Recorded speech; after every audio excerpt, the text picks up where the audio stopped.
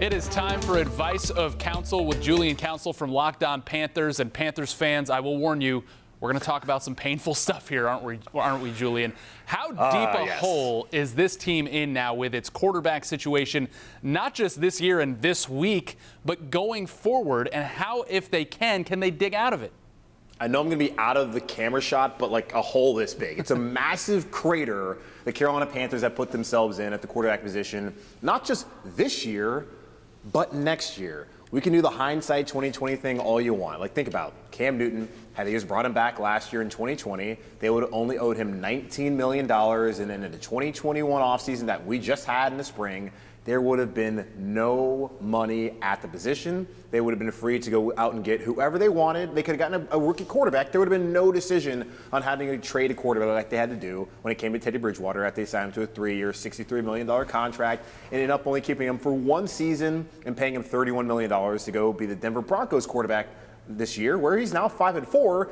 And New Orleans was even trying to trade for him because they like Teddy Bridgewater. But the Panthers, David Tepper, the owner, who made it known with 2 weeks left in the season last season that you have to be in constant pursuit of that quarterback who can take you to the Super Bowl. If you don't have him, then you got to go find him. And Teddy Bridgewater was not that guy. Fine, I understand. I never really understood the vitriol that surrounded Teddy Bridgewater.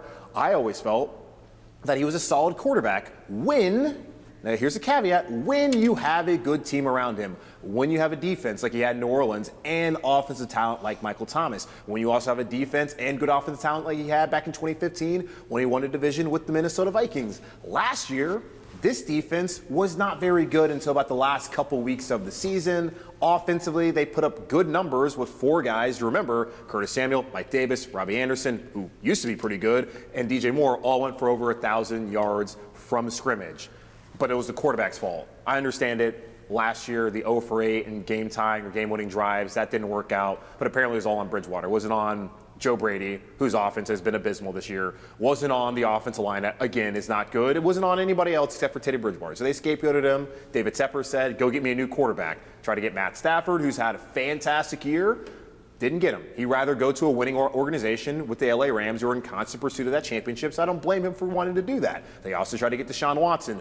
We know about his issues. They land on Sam Darnold, who was terrible for 3 years in New York. But all we heard all season long were excuses about, oh, it's Adam Gase. That's the fault. Once he gets away from Gase, he'll be just like Ryan Tannehill, even though Ryan Tannehill actually was like not terrible in Miami and was given a second contract with the Dolphins, where Sam Darnold's still in the middle of his first contract. Panthers bring him in, decide not to get a quarterback, whether it had been Mac Jones or Justin Fields, who were available there at 8th overall, and they get Sam Darnold and then opt to pick up his 5th-year option. Instead of waiting to see whether he was the right guy, they said, go ahead, $18.58 million, go ahead and give it to him.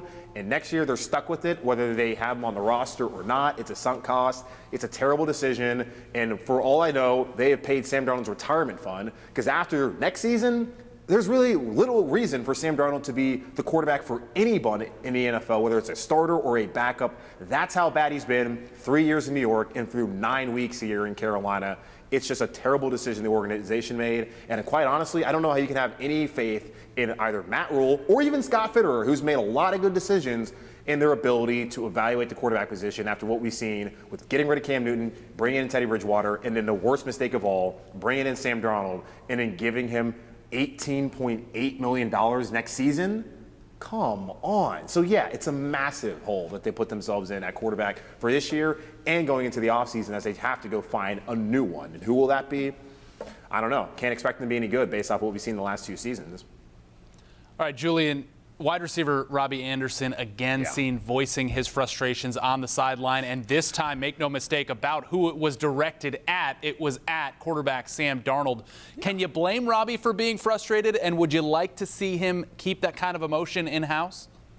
No, you can't blame him. He's human. He showed emotion a couple weeks ago when Sam Darnold threw his 3rd interception against the Philadelphia Eagles, and then Sam Darnold throws a 3rd interception again against the New England Patriots. Not quite sure what he was looking at there, as J.C. Jackson had more receptions today than either Terrace Marshall or Robbie Anderson. Also combined the two, J.C. Jackson with more from both of those guys and a touchdown. So good for him. But I don't blame Robbie Anderson at all. Like, if I'm in his shoes, like, honestly, everyone put yourself in Robbie Anderson's shoes.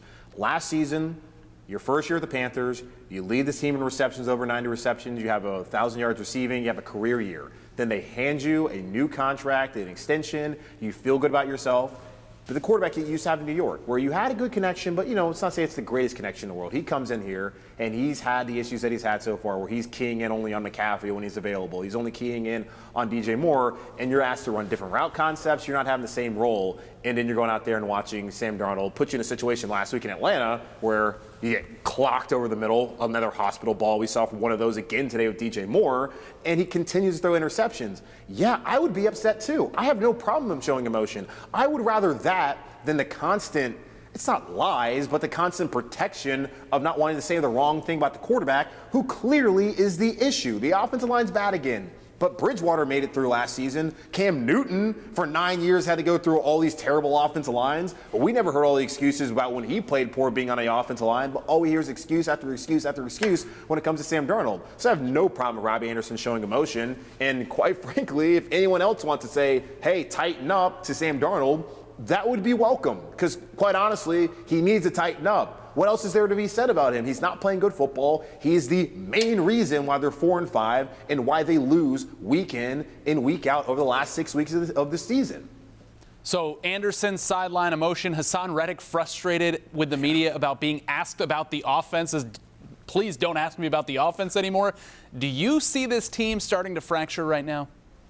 I can't say that. I mean, I'm not in the locker room. You're not in the locker room. Well, we're also not allowed in the locker room. Whatever. I'm not going to talk about it. Either way, I can't say that. I get Hassan Reddick because I was watching that. And when he said that, I was like, that's actually really smart. Because you just asked me about Robbie Anderson and him showing his frustrations and even speaking to the media and telling you guys how he told Sam to tighten up and holding him accountable and saying he would want anyone to do the same with him. And I understand that. Hassan Reddick says, like, I don't play offense. And there's nothing I really can positively say about a unit where we get not one, but 2 takeaways and they kick 2 field goals. And that's the only time all day they scored. And we've seen in weeks past, the only time the offense has any chance at scoring a lot of times is when they're set up in plus territory by the defense. Reddick has 8.5 sacks. You have to think that he's excited about potentially getting paid buku after the season, and he's excited about the situation he's in here in Carolina. But he also has to be very frustrated by how well that side of the ball plays, and there's nothing from the other side of the ball. There's the complementary football we always talk about.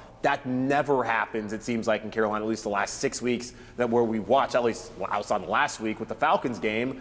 I have no problem with him not wanting to talk about it. He's protecting himself because there's nothing can be good from him going out there and talking about the offense. He's like, yeah, I still have faith in Sam Darnold. And I know McCaffrey went out there and said, the quarterback probably takes too much of the blame and too much of the credit, which I believe is true. And certainly, especially look at last year and how things worked out with Teddy Bridgewater.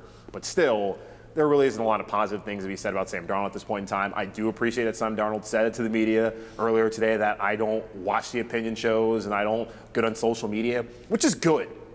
Just don't. Because there's nothing positive out there, really in general when it comes to social media, but especially right now with Panther fans who are mad as hell at their quarterback, and probably Hassan Reddick, who's also probably not very pleased with this quarterback in the entire offensive unit that squanders opportunity after opportunity week by week.